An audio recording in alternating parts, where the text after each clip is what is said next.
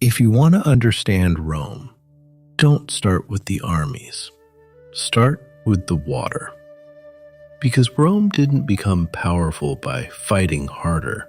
Rome became powerful by building what other cities couldn't live without. Clean water.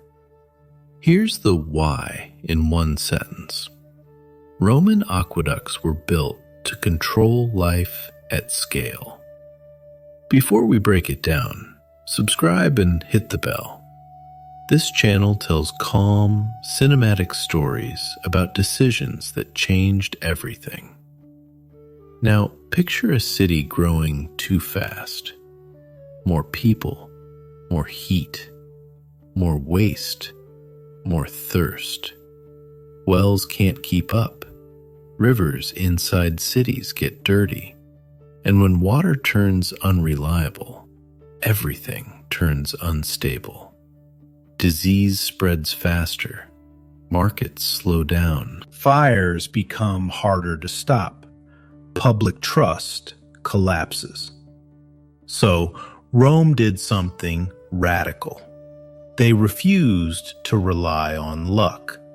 They hunted water sources outside the city, clean springs in higher ground, and they brought that water home using gravity. No pumps, no magic, just mathematics, patience, and stone. Aqueducts were not built to look impressive. They were built because the city was starving for control. And once you control water, you control the rhythm of a civilization. Bathhouses, fountains, public toilets, gardens, workshops, even mining and construction. It wasn't luxury first. It was stability first. Because water isn't just something you drink. Water is sanitation. Water is health. Water is time. Think of how many hours people waste walking to get water. Now imagine that time returned to the city. That's labor. That's commerce. That's momentum. And Rome didn't just supply the rich. They supplied the streets. Public fountains meant the entire city could drink. Not perfectly equal, but far more functional than most ancient places. Aqueducts also sent a message. A quiet message carved into reality. This empire doesn't just conquer land, it organizes life. And the genius wasn't only the arches. Most aqueducts were underground, hidden, protected, efficient.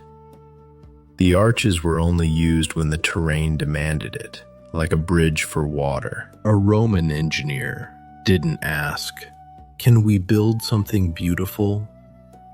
He asked, "Can we keep the water moving?"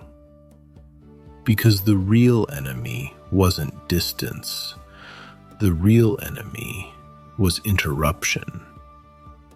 So they built channels with tiny slopes so precise a mistake could stop the flow.